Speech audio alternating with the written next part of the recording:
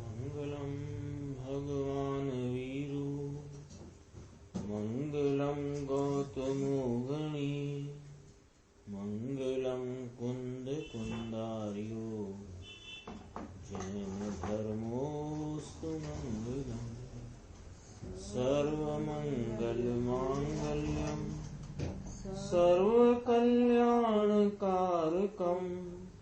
प्रधानं सर्वधर्माणां जैनं जयतु शासनम्।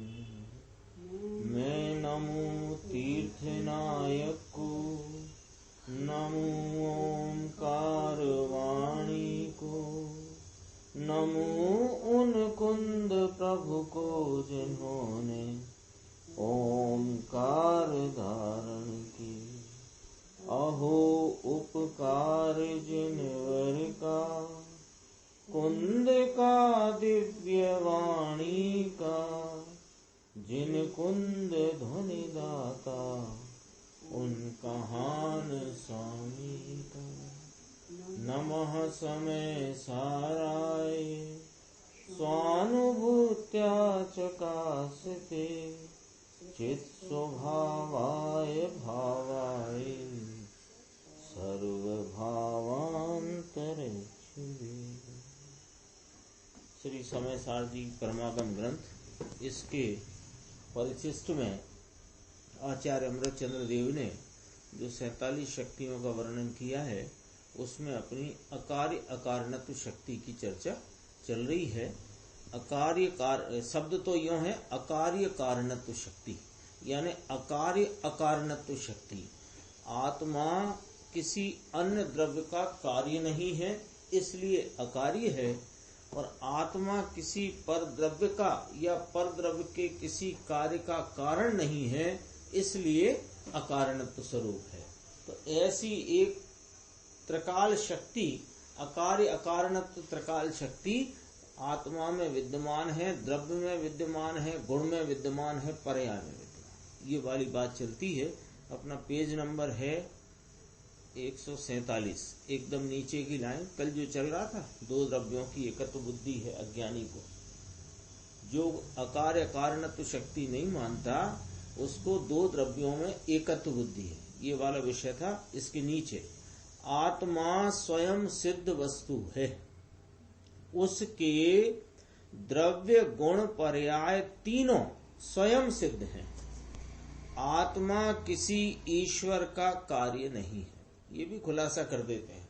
जगत में बहुत लोग ऐसे हैं जो मानते हैं कि ईश्वर ने बनाया है, ऐसा मानते हैं, अथवा ऐसा मानते हैं कि कुछ 5 तत्वों को या 3 तत्वों को मिला करके जीव की रचना हुई है, ऐसा मानते हैं। तो उनके लिए भी यहाँ पर ये स्पष्ट करते हैं कि द्रव्य गुण पर्याय स्वरूप आत्मा यह स्वयं सिद्ध वस्तु है, और स्वयं सिद्ध होने से किसी ने इसे बनाया है, यह वाली बात ही नहीं रहती।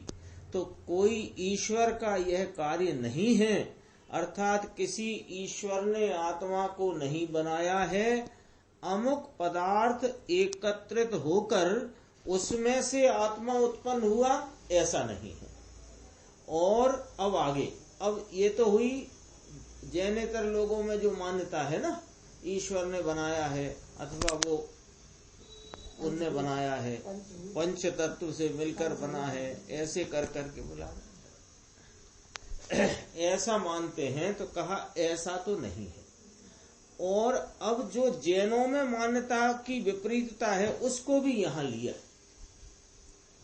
उसमें कहते हैं कि निमित्त द्वारा, पुण्य पाप द्वारा या व्यवहार द्वारा आत्म द्रव्य की रचना नहीं हो सकती।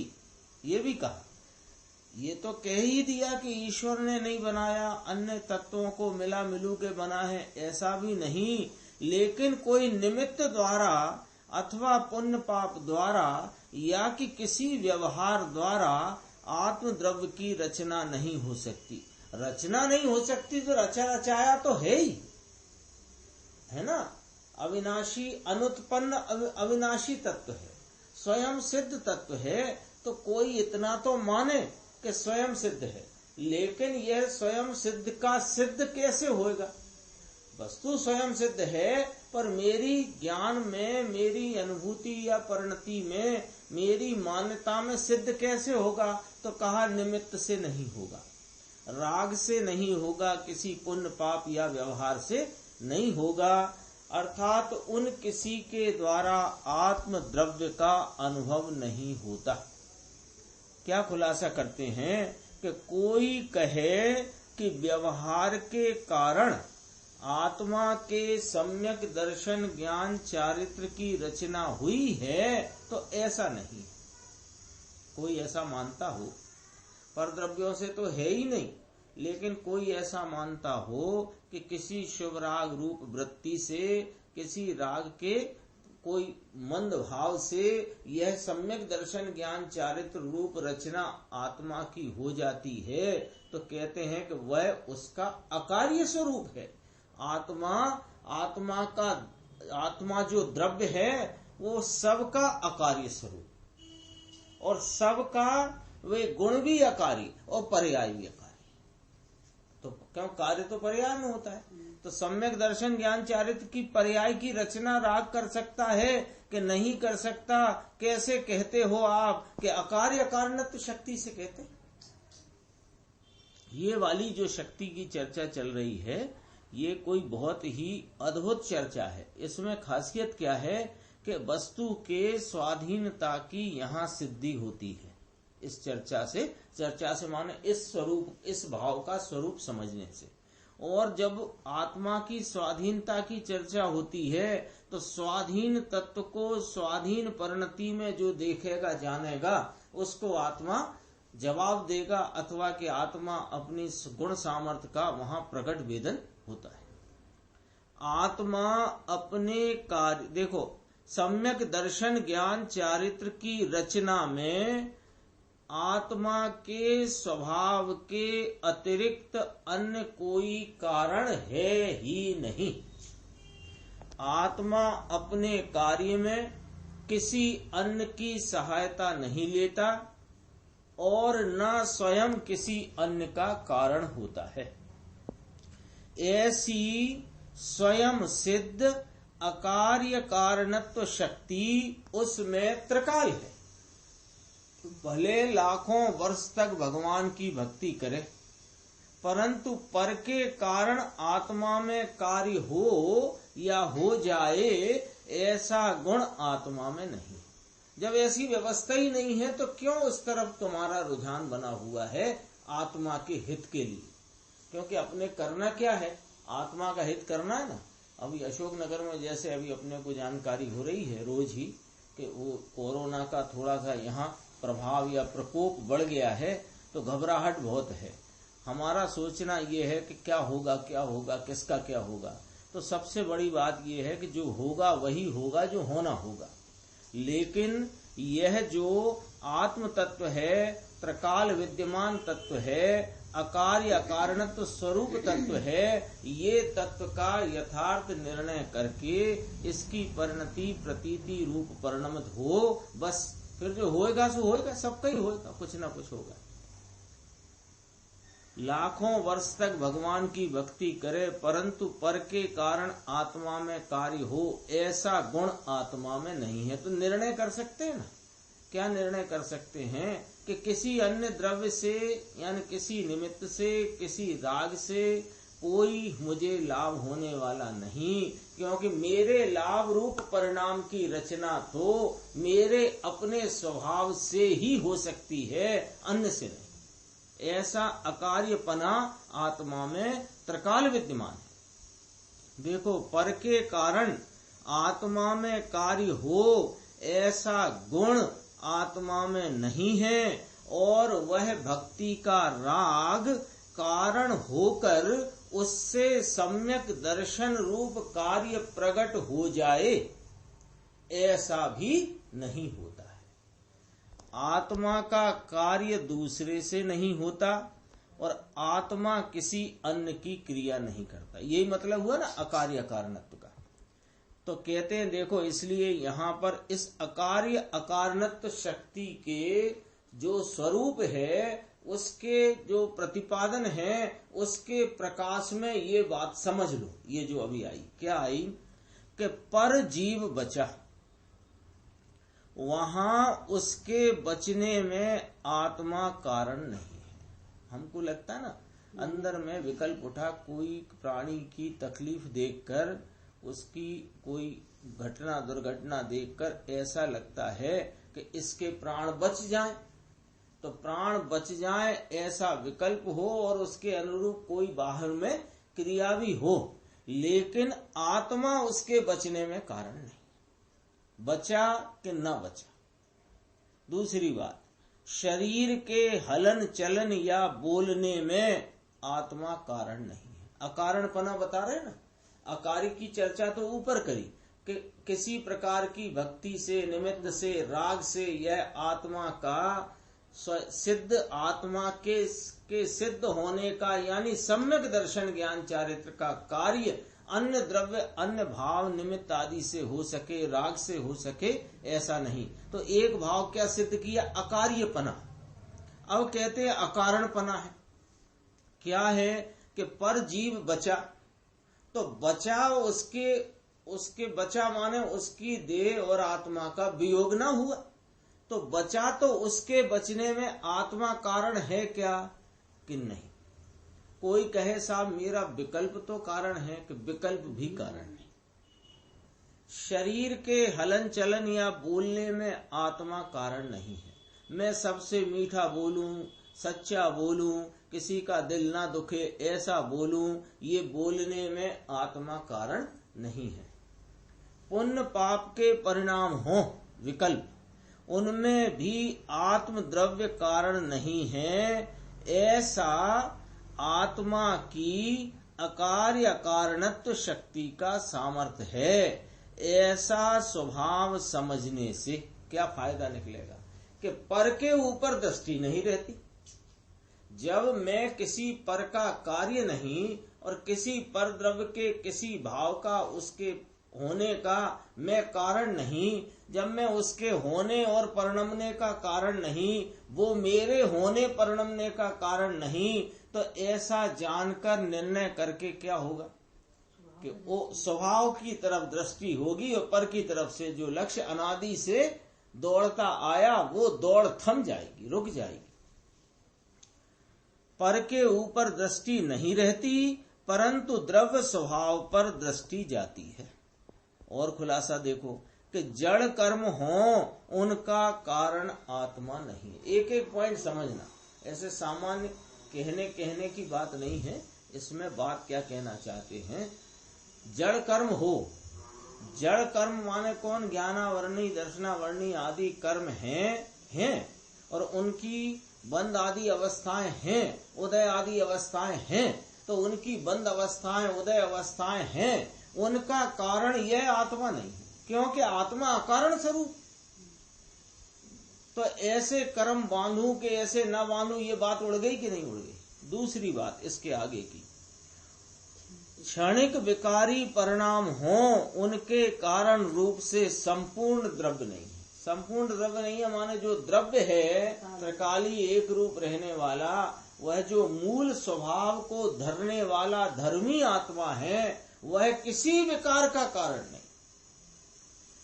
परिणति में एक समय की पर्याय में क्षणिक वृत्ति वाला मंद कषाय का राग हो अथवा तीव्र कषाय का राग हो, तीव्र हिंसा गर्दन काट देने का परिणाम हो, अथवा जीव को बचा लेने का, अथवा कि शास्त्र आदि के विषय के विचार आदि का परिणाम हो, ऐसे किसी भी क्षणिक वृत्ति वाले एक समय के पुण्य पाप रूप शुभ अशुभ मंद तीव्र कषाय के परिणाम जो हो रहे हैं, वे परिणाम का कर्ता आत्मा नहीं है, कारण नहीं है।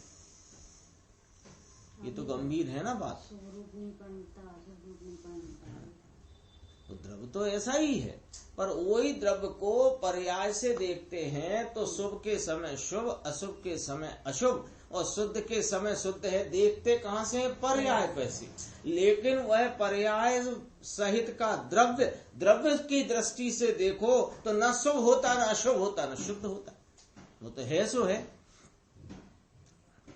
देखो कितना गंभीर है ये लाइन में जो आचार्य भगवान और गुरुदेव श्री का अभिप्राय यहाँ पर अपने सामने आया है।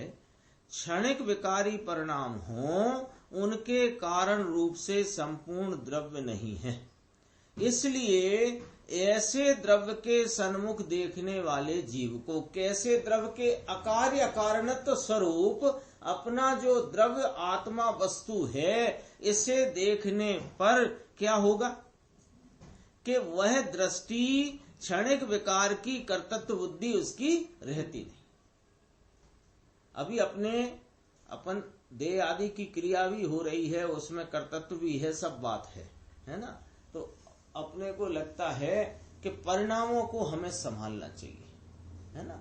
तो परिणाम को तुम्हें संभालना चाहिए, तो परिणाम तो जो जिस काल में जो हो रहा है उस परिणाम का कर्तृत्व अपने से है। वो उसका उत्पन्न होना, वो उसका कारणपना आत्मा में नहीं है। तो फिर परिणाम ना संभाले, पंडित जी ने तो लिखा है अपने परिणामों की संभाल करना। उसका संभाल करना माने वह परिणाम जो तेरा एकांत अनादि से पर में दौड़ रहा है, वो पर से बुद्धि हटाकर पर में कर्तृत्व का, कर्तव्य पने का, एकत्व का, जो स्वामित्व का तेरा भाव है, पर माने निमित्तों का और राग के प्रति का, वहां से हटकर स्वरूप में आना, ये परिणाम संभालना है। अर्थ ये है ज्ञानियों का अभिप्राय। देखो ऐसे द्रव्य, कैसे द्रव्य के अकारण अकार्य अकारण स्वरूप द्रव्य के सन्मुख देखने वाले जीव को क्षणिक विकार की कर्तृत्व बुद्धि नहीं रहती और त्रिकाली द्रव्य का आश्रय करेगा तो उसके आश्रय करने से विकार की उत्पत्ति नहीं होती। ले साहब, विकार को बदलने जाते हो तो तुम विकार में भेद करते हो। एक दिन आया था किसने, देवेंद्र कुमार जी ने लिया था कि बात तो आश्रमों से भेद करने की थी और तूने आश्रम में भेद डाल लिया, और आश्रम में भेद डालकर ये वाला आश्रम ठीक है और ये वाला आश्रम खराब है। ऐसी अज्ञानमयी अज्ञानत्व प्रकट कर रहा है अपने स्वरूप का। है तो ज्ञान स्वरूप, ज्ञान स्वरूप का अज्ञानत्व है। इसलिए त्रिकाली द्रव्य लो साहब, आज का पॉइंट नोट करो, है पॉइंट नोट करो। कहाँ नोट करो? चित्त में नोट करो, निर्णय में ले आओ। कहाँ, किस बात को? कि त्रिकाली द्रव्य विकार का कारण नहीं है, अकारण स्वरूप है। निर्णय कराते त्रिकाली द्रव्य के आश्रय से तो सम्यक दर्शन ज्ञान चारित्र की ही उत्पत्ति होती है। यानी यह उपयोग और अनंत गुण जब इस त्रिकाली भगवान आत्मा का आश्रय करें और मिथ्यात्व आदि की उत्पत्ति हो, ऐसा तीन काल में संभव नहीं, होता ही नहीं, व्यवस्था ही नहीं है वस्तु के स्वरूप में। इसलिए वह माने यह अकार्य अकारणत्व स्वरूप आत्मा सम्यक दर्शन ज्ञान चारित्र का कारण हो, ऐसा द्रव्य का ऐसा मेरा स्वभाव है। द्रव्य माने कोई थर्ड पार्टी नहीं है, द्रव्य माने मैं। कहते हैं व्यवहार रत्नत्रय से आत्मा नहीं बनता। अब यहाँ एक लॉजिक रखते हैं अपने सामने, क्योंकि बिना लॉजिक के अपने को बात बैठती नहीं है ना, तो लॉजिक से बैठाते हैं। लॉजिक कहो, न्याय कहो, युक्ति कहो। व्यवहार रत्नत्रय से आत्मा नहीं बनता। यदि व्यवहार रत्नत्रय से आत्मा बनता हो तो व्यवहार रत्नत्रय का नाश होने से आत्मा का भी नाश हो जाएगा। बोलो, है लॉजिक है। यदि व्यवहार रत्नत्रय देव गुरु शास्त्र की श्रद्धा, शास्त्र ज्ञान और व्रत आदि के विकल्प रूपी जो व्यवहार रत्नत्रय कहा जाता है, तो उसके द्वारा यदि आत्मा का आत्मा के स्वरूप की सिद्धि मान लोगे। और बनना क्या है? आत्मा तो बना बनाया है। बनने का मतलब है कि यदि आत्मा का जैसा मूल स्वभाव है वह यदि किसी प्रकार के देव गुरु शास्त्र की श्रद्धा, शास्त्र, ज्ञान और व्रत आदि के द्वारा सिद्ध हो जाए तो फिर इसका मतलब कि वह उससे आत्मा सिद्ध हुआ है। तो जब व्यवहार रत्नत्रय रूप परिणाम विकल्प का नाश होएगा तो फिर आत्मा का भी नाश मानना पड़ेगा। तो सिद्ध के कितने व्यवहार रत्नत्रय हैं? आत्मा है कि नहीं? यदि व्यवहार रत्नत्रय से आत्मा प्राप्त किया होता, महावीर भगवान जो सिद्ध दशा में विराजते हैं, उनने जब अपने स्वरूप को कहाँ सिद्ध किया? जो कथा के अनुसार है कि शेर की पर्याय। का अभाव होता है तब तो अरिहंत दशा होती है। हाँ, तो तब तो अरिहंत दशा होती है। अरिहंत है, सिद्ध है, तो वो अरिहंत सिद्ध माने पूर्ण दशा। तो पूर्ण दशा की प्राप्ति जब आत्मा की हुई तो फिर व्यवहार रत्नत्रय उसमें होना चाहिए, और नहीं है तो फिर आत्मा ना होए वहां। बहुत सीधा लॉजिक है। और द्रव्य के आश्रय से जो निर्मल पर्याय प्रकट हुई, अब इसी लॉजिक को इधर से लगाओ। अभी तो इधर से लगाया देव गुरु शास्त्र की श्रद्धा, शास्त्र, ज्ञान और व्रत आदि के विकल्प, इधर से लगाया था। अब इधर से लगाओ कि द्रव्य स्वभाव का आश्रय लेती हुई जो अपनी उपयोग आदि अनंत गुणों की पर्याय स्वरूप में झुक गई हैं और वहां श्रद्धा प्रतीति उत्पन्न हुई है जिस पर्याय में, वो संग में रहती है। कब तक के सिद्ध हुए तब तक, और सिद्ध होने के बाद भी साधी अनंत काल। बोलो वह सम्यक दर्शन चला कहाँ जाता है? उपयोग वर्तमान वर्तता उपयोग जब झुका और उसके साथ अनंत गुणों ने भी अपने स्वरूप का आश्रय लिया, तो स्वरूप का आश्रय लेने से वहां अनुभूति में अनंत गुणों की निर्मलता का आंशिक वेदन हुआ। और वहां यह मैं त्रैकालिक द्रव्य हूँ, ये शब्द है पूरा, लेकिन वहां ये मैं हूँ ऐसी प्रतीति जो हुई, वो प्रतीति क्या सिद्ध होने के बाद चली जाती है अथवा सिद्ध होने के तक भी रहती है और सिद्ध होने पर भी रहती है? तो इसका अर्थ क्या हुआ कि आत्मा अपने निर्मल परिणामों का कारण है, बेकारी परिणामों का आत्मा कार्य नहीं और उनका कारण नहीं। उसी प्रकार जिस प्रकार व्यवहार रत्न, देखो निर्मल पर्याय प्रकट हुई, वह तो द्रव्य में अभेद है। इसको अभी आज पंडित जी ने बोल दिया, कथनचित भिन्न कथनचित अभिन्न। गुरुदेव किस प्रकार से और जयसेन स्वामी और अमृत चंद्र आचार्य भगवान किस प्रकार से कथनचित भिन्न कहते हैं, कथनचित अभिन्न कहते हैं। अपनी चर्चा परसों चल गई थी इसी बात में। हाँ, दृष्टि का विषय तो सर्वथा भिन्न ही है, और सर्वथा भिन्न का श्रद्धान होने से जो परिणति में निर्मलता प्रकट हुई है वो कथनचित भिन्न है। चर्चा अभी चली रही है। ये जो प्रकरण गाथा 320 का राजकोट मंडल द्वारा चल रहा है, ये 2 दिन और चलेगा। यद्यपि कि आज 10 लक्षण पर्व का अंतिम दिन है, लेकिन ये क्योंकि इसमें 2 प्रवचन और शेष हैं गुरुदेव के, तो वो 2 दिन और चलेगा। तो अपना कार्यक्रम भी उनके साथ 2 दिन इसी प्रकार चलेगा। इसके बाद अपना टाइम टेबल जो बनेगा अपन उस पर चर्चा करेंगे। देखो, जिस प्रकार व्यवहार रत्नत्रय से द्रव्य नहीं बनता, उसी प्रकार निर्मल पर्याय भी उससे नहीं बनती। किससे? व्यवहार रत्नत्रय से, है ना। पर्याय द्रव्य में से आती है भैया के पर में से आती है। विचार तो करो, आत्मा की पर्याय किसे कहते हैं? आत्मा द्रव्य, उसका वर्तमान व्यक्त जो भाव है उसे ही तो पर्याय कहते हो, कि अन्य कोई चीज को पर्याय कहते हो? कोई द्रव्य हो तो द्रव्य है, उस द्रव्य का वर्तमान जो व्यक्त भाव है इसका नाम पर्याय है। तो ये व्यक्त भाव अपनी शक्ति में से आएगा, अपने गुण में से आएगा कि पर में से आएगा? पर्याय तो द्रव्य में से ही आती है। सुनो, पर्याय का पिता स्वयं द्रव्य है, जनक है उसका। स्वयं द्रव्य ही अपनी पर्याय का उत्पादक है। उसके बदले अन्य को अपनी पर्याय का उत्पादक मानना वह कलंक है। बहुत कठिन उदाहरण दे दिया है गुरुदेव ने। यहाँ से उदाहरण की पृष्ठभूमि यहाँ से आ गई है। पर्याय का पिता स्वयं द्रव्य है, वो पर्याय का जनक उत्पादक स्वद्रव्य है। तो अपने वर्तती पर्याय का जनक पिता उत्पादक अन्य द्रव्य को माने, अपने को न माने, और अन्य को उत्पादक माने तो कलंक है। जिस प्रकार पुत्र का जो पिता हो उसके बदले किसी अन्य को पिता बतलाए तो वह लोक व्यवहार में कलंक है। उसी प्रकार निर्मल पर्याय रूप प्रजा का पिता द्रव्य है। द्रव्य के आश्रय से वह पर्याय प्रकट हुई है, होती है। उसके बदले अन्य को उसका कारण बतलाना वह कलंक है। किसी निमित्त को इसका कारण बतलाना, किसी राग को इसका कारण बतलाना, तो साफ चर्चा तो आई है। वह चर्चा तुझे उस समय की निमित्त नैमित्तिक संबंध वाले व्यवहार से निमित्त का ज्ञान कराने कही गई है।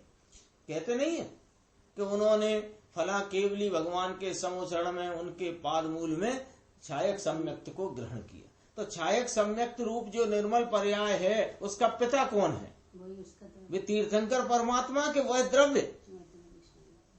लेकिन वहां निमित्त नैमित्तिक संबंध का व्यवहार बता करके निमित्त का ज्ञान कराया है उपचार से।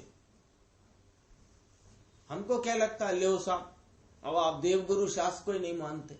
किसने कहा नहीं मानते? तुम नहीं मानते।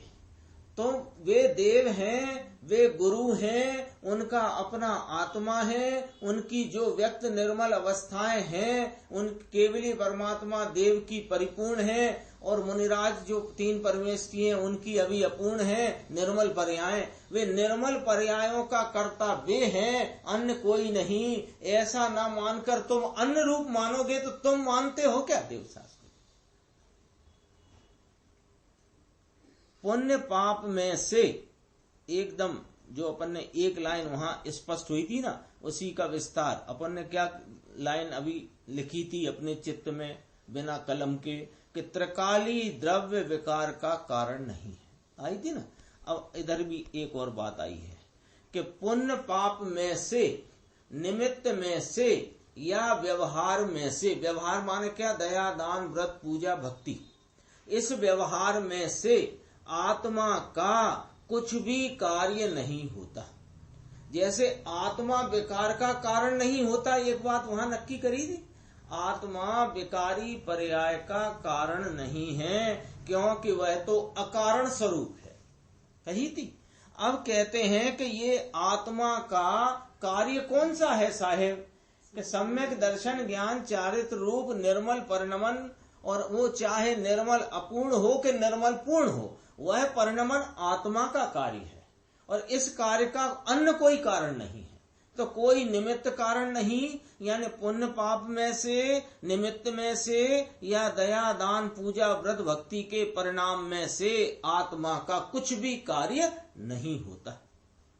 और द्रव्य दृष्टि से देखो तो आत्मा का स्वभाव उस पुण्य पाप का या व्यवहार का कर्ता नहीं है।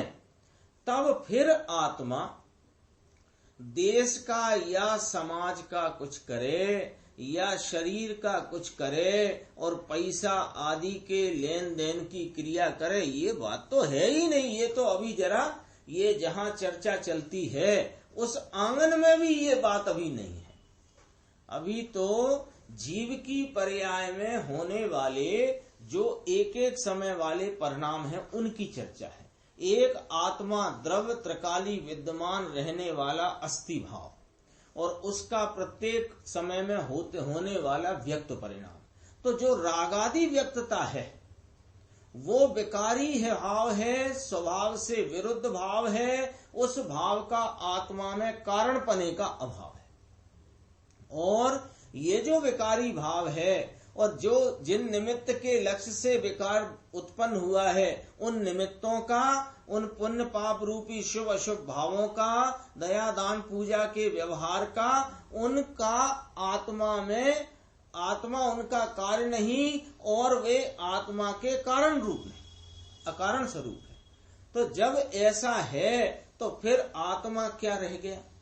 कि आत्मा अपने निर्मल स्वभाव की सत्ता से त्रिकाल विद्यमान भाव और वर्तमान परिणाम में जो निश्चय, सम्यक दर्शन, ज्ञान, चारित्र, निर्मल व्यक्तताएं हों, उनका कर्ता आत्मा। तो आत्मा किसका कार्य कि अपना वो निर्मल पर्यायों का कारण और स्वयं सिद्ध है, वो कार्य उसमें किसी का है नहीं।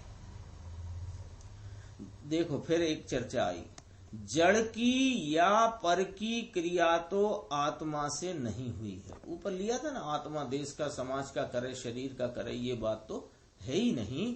जड़ की या पर की क्रिया तो आत्मा से नहीं हुई है, परंतु यहाँ तो कहते हैं कि पुण्य पाप आत्मा से हुए, ऐसा भी नहीं है। पर्याय दृष्टि में पुण्य पाप होता है। पर्याय दृष्टि में माने परिणति में एक समय वर्ती क्षणिक पुण्य पाप का जो परिणाम होता है वह पर्याय दृष्टि से जानने में आया। तो वह जो पुण्य पाप होता है वह पर्याय दृष्टि में दिखाई देता है, लेकिन त्रिकाली दृष्टि से देखने पर आत्मा में पुण्य पाप है ही नहीं, इसलिए आत्मा उसका कर्ता नहीं है। सो पर्याय बुद्धि वाला जीव ये बात यथार्थ रूप से नहीं मान सकता। ये क्या कहना चाहते हैं, ये बात गंभीर कहना चाहते हैं गुरुदेव। ये सामान्य है, ऐसे अपनी पड़ी हुई है। पर्याय बुद्धि वाला जीव यह बात यथार्थ रूप से नहीं मान सकता। पहले तो कौन सी बात कि यह त्रिकाली भगवान आत्मा सदैव सदृश, एक रूप, ध्रुव, सामान्य, ज्यों का त्यों रहने वाला, अस्थि भाव, सत्ता भाव, ये जो है उसमें पुण्य पाप का अभाव है। ऐसे पुण्य पाप रूप भावों से निराला जो अपना एक रूप स्वरूप भगवान है, यह पर्याय बुद्धि वाला जीव इस बात को यथार्थ स्वीकार नहीं कर पाता। क्यों नहीं कर पाता, ये गुरुदेव ने कैसे कहा, क्या कहा कि इसलिए नहीं कर पाता कि बात तो जिनवाणी में आई द्रव्य दृष्टि की, बात जिनवाणी में आई तेरे त्रैकालिक स्वरूप की। आत्मा का त्रैकालिक स्वरूप ज्ञाता, दृष्टा, आनंद स्वरूप है, जिसमें कभी कोई आया नहीं छठवीं गाथा में कि ये कभी प्रमत्त ना हुआ, अप्रमत्त ना हुआ, वहां भी आया। और बहुत स्थान स्थान पर बात आती है। तो जिनवाणी में सब में जब ये बात आए कि यह आत्मा तो निगोद में भी रहने पर इसके स्वरूप का बाल बांका भी ना हुआ, तो ये सुनता तो है, लेकिन पर्याय बुद्धि के संक्रमण से ग्रसित है।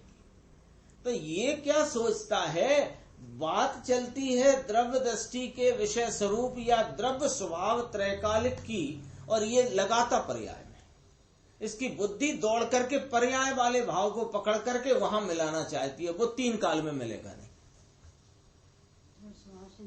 हाँ, अरे निर्मल पर्याय भी परिणमित हो जाए और निर्मल पर्यायों की तरफ से वो सदृशता देखना चाहो तो अरे नहीं दिखेगी, क्योंकि वह भी सदृश। सम्यक दर्शन, ज्ञान, चारित्र साधक की जितनी अवस्थाएं हैं, चारित्र की जितनी अवस्थाएं हैं, जो लीनता एकाग्रता की अवस्थाएं हैं, उनमें भी सदृशता है, और ये सदृश स्वरूप है। बात चलेगी सदृश की, देखेगा पर्याय का चश्मा लगा के, तो कहां से दिखेगी? ये गलती है इसकी। आत्मा तो ज्ञान, दर्शन, सुख इत्यादि अनंत स्वभाव की मूर्ति, जो चर्चा कल आई थी ना, प्रमाण नय से जाने, तो प्रमाण नय से कौन जान पाएगा कि प्रमाण स्वरूप आत्मा में द्रव्यार्थिक नय का विषय फिर द्रव्यार्थिक नय से पकड़ो, हाँ, और पर्याय आर्थिक का पर्याय आर्थिक से पकड़ो। पर्याय आर्थिक वाली तरकीब से द्रव्यार्थिक का विषय पकड़ोगे तुम्हें जमेगी नहीं, ये बात समझ में ही नहीं आती। क्योंकि जब बात चलती आत्मा तो त्रिकाल शुद्ध है, अशुद्ध हुआ ही नहीं, तो कहे कि अशुद्ध नहीं हुआ तो ये क्या हो रहा ऐसा, हम तो जे यहां दिखा कब रहे, खामो खां देख रहा। आत्मा तो ज्ञान, दर्शन, सुख इत्यादि अनंत स्वभाव की मूर्ति है, उसमें ऐसा कोई स्वभाव नहीं है कि विकार का कारण हो अथवा पर के कार्य को करे। अकारण स्वरूप है ये आत्मा। आगे चलते थोड़ा सा अपन देखो, अगले पेज पे एक पैराग्राफ छोड़ के 2 बिंदु आए हैं, ये भी लॉजिक है। देखो, पहला एक बिंदु है, नंबर डला होगा 1। यदि अपना कार्य दूसरे से होता हो तो अपने में कुछ करना नहीं रहता। ऐसा ही है ना। अपन देखते हैं राजा महाराजा हैं जिनके इशारे मात्र से सब खड़े हैं। पानी पीना है तो पानी हाजिर है, चाय पीना है तो चाय हाजिर है। ऐसा होता है ना। तो उसे करना पड़ता है, पानी वहां जाकर के फ्रिज में से के घड़े में से लेना पड़ता है। नहीं लेना पड़ता ना तो कुछ करना ना रहा। ऐसे यदि अपना कार्य इस आत्मा का निर्मल परिणमन रूप कार्य दूसरे से होता हो तो फिर कुछ करना ना रहा है। तो स्वयं कार्य प्रकट करने के लिए फिर स्वभाव सन्मुख देखना भी ना रहा इसको। तो फिर ये सारी चर्चा, ये द्वादशांग रूप जिनवाणी और आचार भगवंतों की ज्ञानियों का उपदेश किसके लिए है? फिर काय के लिए उपदेश? स्वभाव सन्मुख भी देखने की जरूरत नहीं ना, क्योंकि मेरा स्वयं कार्य भी कोई कर देगा। दूसरी बात, एक तो ये थी आत्मा का कार्य दूसरा नहीं करता, आत्मा अपना स्वयं कार्य करता है और उस स्वयं कार्य की प्रकटता के लिए स्वभाव सन्मुखता करने से ही स्वयं कार्य प्रकटता है। किसी निमित्त, किसी राग की ओर ताकने झांकने से यह स्वयं कार्य नहीं होता। अब दूसरी बात, यदि आत्मा पर का कार्य करता हो तो वह पर की ओर ही देखता रहे और अपना कार्य करने के लिए फिर फुर्सत छुट्टी नहीं, उसके पास अवकाश न मिले, कब करेगा अपना कार्य? इसलिए उसमें भी स्वयं सन्मुख देखना नहीं आता। तो फिर जिनवाणी में यह स्वयं सन्मुखता का उपदेश क्यों और किस प्रकार है? यदि देखो, अकार्य अकारणत्व सिद्ध करना है ना, 2 बिंदु है लॉजिक से। आत्मा अब अन्य के द्वारा किया जाए ऐसा कार्य नहीं, इसलिए आत्मा अकार्य स्वरूप है। तो ये अकार्य स्वरूप आत्मा का कार्य दूसरा करे तो फिर ये स्वभाव सन्मुख देखने की भी इसकी जरूरत नहीं। तो फिर स्वभाव सन्मुखता का इतना उपदेश क्यों? दूसरी बात, यदि आत्मा पर का कार्य करता हो, कर्मों को खिराता हो, कर्मों को बांधता हो, तो फिर पर की ओर ही देखता रहेगा तो अपना कार्य करने की अवकाश, फुर्सत, छुट्टी कहां से आएगी? इसलिए फिर यदि ऐसा रहा कि पर का कार्य करते, किसने किया ये कार्य? हाथ किसने हिलाया? कर्म किसने बांधे? कर्म किसने खिराए? कि आत्मा ने। तो फिर आत्मा ने अपना काम कब किया? तो फिर स्वभाव सन्मुखता का कोई अवकाश ही नहीं रहा, कोई गुंजाइश ही नहीं रही। इसलिए यह दोनों मान्यताएं बाह्य दृष्टि, मिथ्या दृष्टि, विपरीत मान्यता वाले जीव की हैं। अपना जो तत्व है, अपना जो ज्ञाता स्वभाव स्वरूप आत्मा है, वह तो त्रिकाल विद्यमान अस्ति स्वरूप है और कैसा है कि अकार्य कारण स्वरूप है।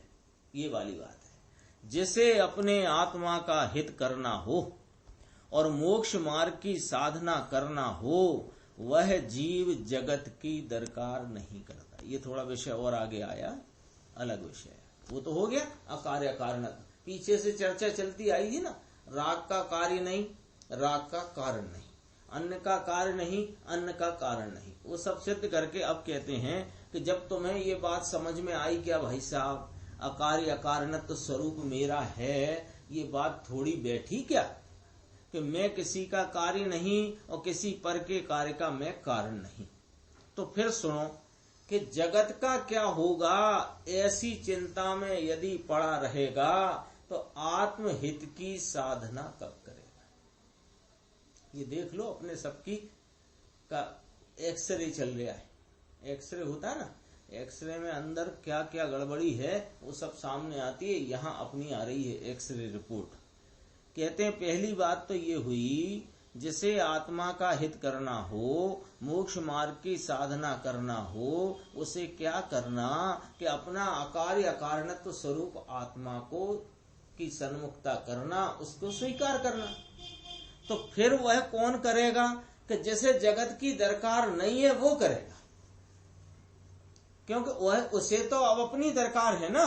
मैं किसी के कार्य का कारण ही नहीं हूं, तो मुझे जगत का मैं कोई कार्य कर सकता हूं या उसमें कारण हो सकता हूं। जब ये बात ही खलास हो गई तो फिर जगत की दरकार क्यों करेगा कि नहीं करता है।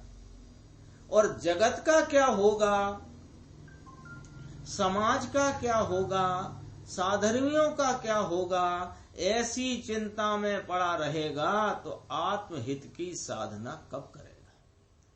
जगत का तो, जगत माने जाति से 6, संख्या से अनंत द्रव्य, तो वे जगत का तो उसके अपने कारण से जैसा होना है वैसा हो रहा है। जगत में अनेक चेतन अचेतन पदार्थ है ना, तो उन सब का भी अपने कारण से जैसा होना है वैसा हो रहा है। क्यों ऐसा क्यों हो रहा है कि जैसे चेतन वस्तु में अकार्य कारणत्व पड़ा हुआ है, ऐसे अचेतन पदार्थों में भी अकार्य अकारणत्व शक्ति भाव पड़ा हुआ है। तो जगत का भार मेरे सिर पर नहीं है।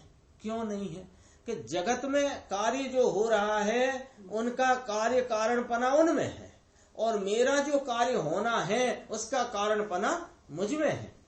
तो कहते हैं जगत का भार मेरे सिर पर नहीं है, मैं अपने आत्मा को साध लूं। इस प्रकार धर्मी जीव स्वयं सन्मुख होकर स्वयं अपना हित साध लेता है। यहाँ भगवान कहते हैं कि आत्मा में ऐसा अकार्य कारण स्वभाव है कि वह पर का कारण नहीं है, पर का कार्य भी नहीं है। तो इस शरीर के परमाणुओं में आत्मा का निवास नहीं है। आत्मा का निवास कहाँ है?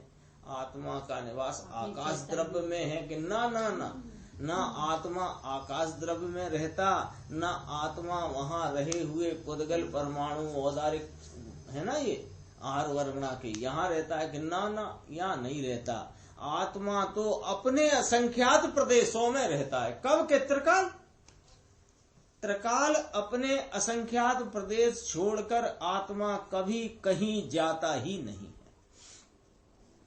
शरीर के परमाणुओं में आत्मा का निवास नहीं है। शरीर से आत्मा का कुछ भी कार्य नहीं होता और आत्मा से शरीर का कोई कार्य नहीं होता।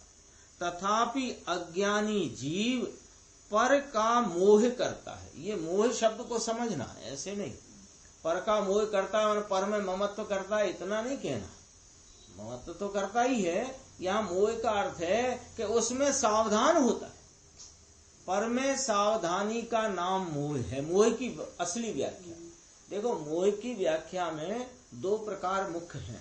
एक तो पर की सावधानी का नाम है मोह, स्वयं की असावधानी, पर की सावधानी, इसका नाम मोह है। इसी को दूसरे शब्दों में भ्रांति कहा।